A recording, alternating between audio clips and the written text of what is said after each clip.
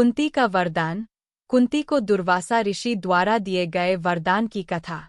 महाभारत की कहानियों में से एक महत्वपूर्ण और रोचक कथा कुंती और दुर्वासा ऋषि के वरदान की है। यह कथा कुंती की भक्ति, सेवा और उनके द्वारा प्राप्त विशेष वरदान के बारे में है। जब कुंती, जिसका नाम पहले प्रथा था, एक युवा राजकुमारी थीं, तो एक बार उनके पिता राजा कुंतीभोज ने दुर्वासा ऋषि को अपने महल में आमंत्रित किया।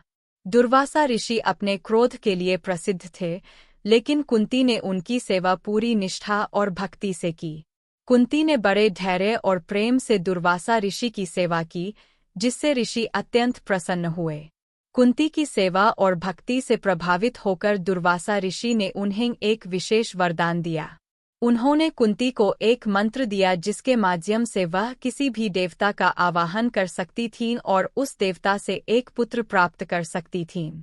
यह मंत्र अत्यंत शक्तिशाली और अद्वितीय था। उत्सुकतावश कुंती ने इस मंत्र की शक्ति को परखने के लिए सूर्य देव का आवाहन किया। सूर्य देव उनके समक्ष प्रकट हुए और उन्हें एक पुत्र प्रदान किया। यह पुत्र तेजस्वी और दिव्य गुणों वाला था, जिसे कुंती ने भय और समाज की मान्यताओं के कारण एक नदी में बहा दिया।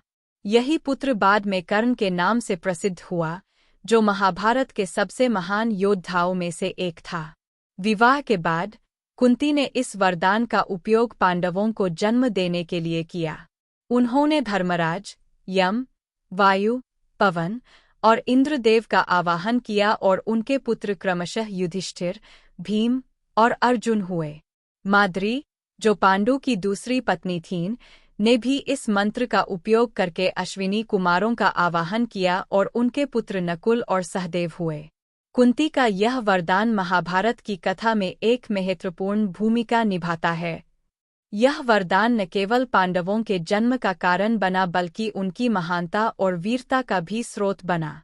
कुंती की इस कथा से हमें यह सीख मिलती है कि भक्ति, सेवा और निष्ठा से प्राप्त वरदान और आशीर्वाद जीवन में अद्भुत परिवर्तन ला सकते हैं।